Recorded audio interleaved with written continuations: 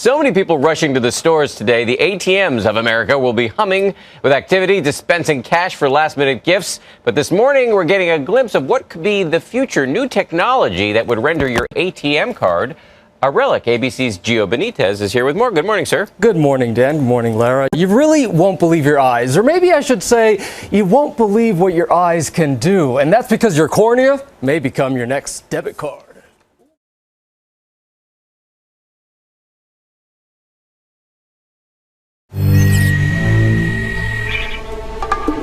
Agent confirmed. It's like a scene out of Mission Impossible. But biometrics are no longer the future. They're here. Citibank giving GMA an exclusive look inside at Citi Innovation Lab, where they are in the early stages of testing this high-tech ATM that uses your eyes, not a card, to verify your identity. Let's say you wanted $60, and you'd say okay. And when you arrive at the ATM, just identify yourself, get your money. There's no more card, there's no more PIN, no more paper receipt. When it comes to cardless ATMs, Bank of America says it is also testing them, and JP Morgan says it already plans to roll some out in late 2016. Use your fingerprint and enter your PIN. The iris scan. It is the second most reliable marker in your body behind the DNA. Again, this technology is not out yet. It's still being tested. Citibank says it's important they get it right before it launches. In fact, they don't even know yet when it's going to be released, but I kind of want it now. Yeah, it's really cool. It's an unbelievable bit of technology. Yeah. Gio, thank you so much.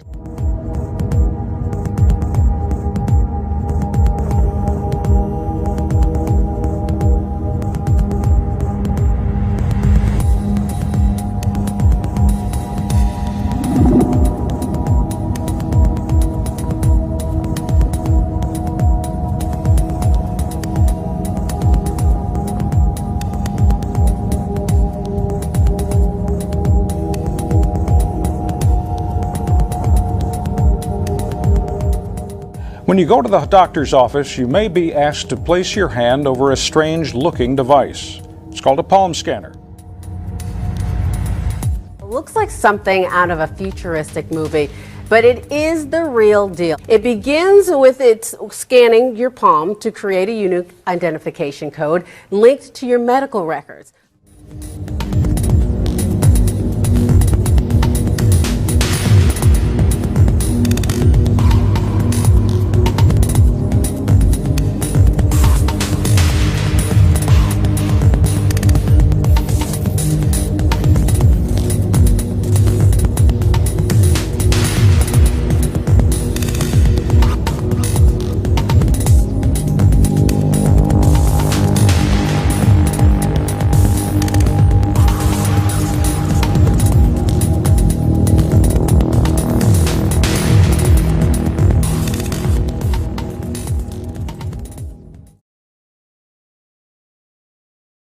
Jobah, the closest battleground to Damascus. What you're about to see is a testament to the brutality and ferocity of the Syrian civil war. Every house, every street, every block Cut or not, rebels say they won't give up their only foothold in the capital, especially considering that the fate of Damascus may well be decided in this scarred ruin. Scale.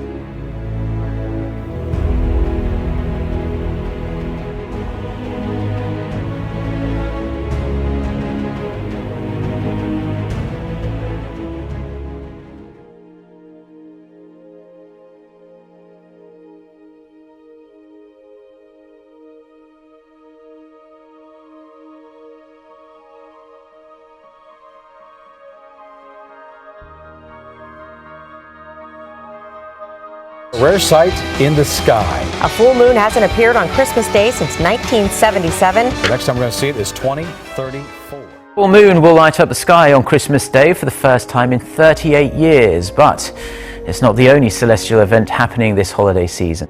The second celestial event of the season will arrive just before that in the form of a giant asteroid about 2 kilometers long that will zoom past Earth on Christmas Eve.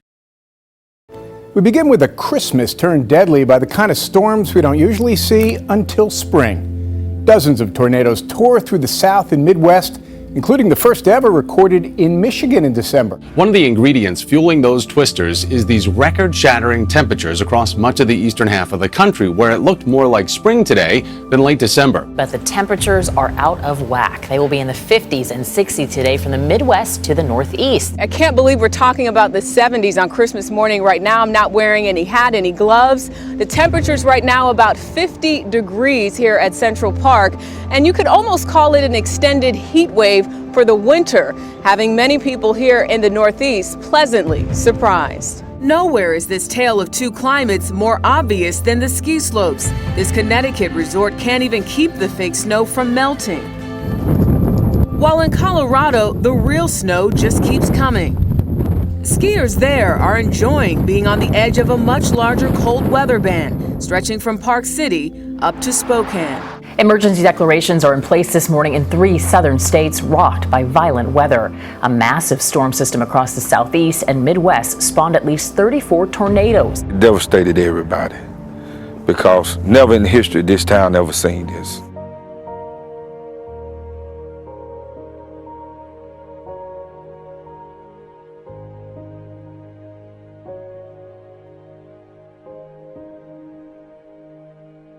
Dangerous weather is taking aim at the U.S. this holiday weekend as storms batter the south. A dramatic wildfire is forcing evacuations in the west.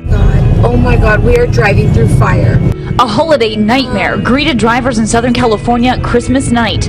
We can't see anything. Oh my God. This is scary. This is like it's gonna jump the freeway. Then it did, forcing many people to either turn back or drive into the thick smoke.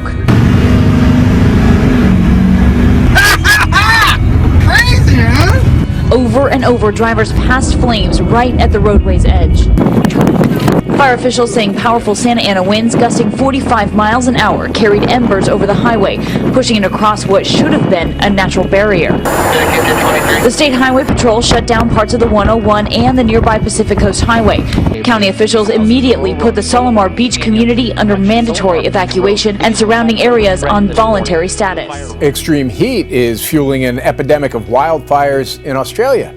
As Jonathan Bigliotti reports, nearly every part of that country is affected. Australian officials say lightning combined with dry conditions and strong winds sparked more than 300 separate wildfires in the state of Victoria on Saturday. Hart County now, dead fish are washing ashore and no one really knows why. News 6 reporter Kirsten O'Connor has more on what researchers are doing to figure out what is killing these fish. It's not what you'd expect to find on the shoreline of Satellite Beach. A lot of beachgoers today expected to find seashells are stepping over hundreds of dead fish. We checked with Florida Fish and Wildlife. Their fish kill hotline coordinator says this is still a mystery.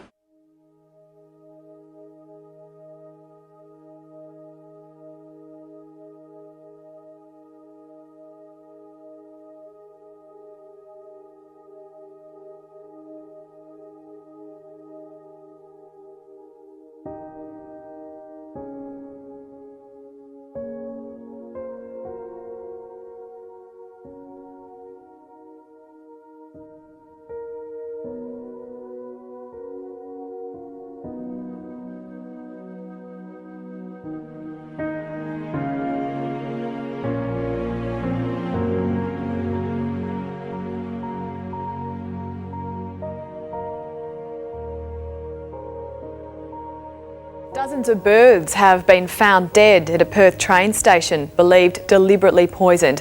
The discovery triggered a chemical emergency, but just who's responsible is a mystery. Burswood train station in lockdown following the mystery death of dozens of pigeons. FAU plans to fire a professor widely known for his conspiracy theories. School officials say he took things a little too far, accusing parents of Sandy Hook victims of lying about their children's death. The university still hasn't given an official reason as to why they're trying to terminate James Tracy's position, but the professor has been tied to some controversial comments following 2013's Sandy Hook massacre. Now, the communications professor manages a blog entitled Memory Hole, which is conspiracy theorist in nature. In it, he suggests several recent mass shootings, including Sandy Hook, were staged. Riviera Beach is now the only city where Dr. Martin Luther King Jr. Boulevard and President Barack Obama Highway intersect. Today, Mayor Masters installed brand new signs renaming Old Dixie Highway in honor of President Obama.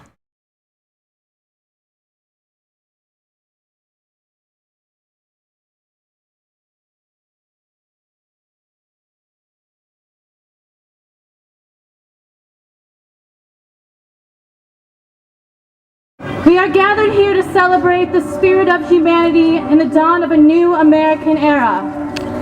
In a season when many commemorate the birth of Christ, we commemorate our own Genesis, the enlightenment of all humanity, a revelation of our nature as written in the annals of history, a gift from Lucifer, the light bringer, the morning star, and the rebel. Christians are targets in the Mideast, but President Obama will not give Christian refugees priority in coming to America. It is a system that keeps Christians out. Here's how it works. Those Syrian refugees, who we are supposedly vetting thoroughly, come from camps run by the United Nations. The UN system, accepted by Mr. Obama, effectively locks Christians out. This is appalling.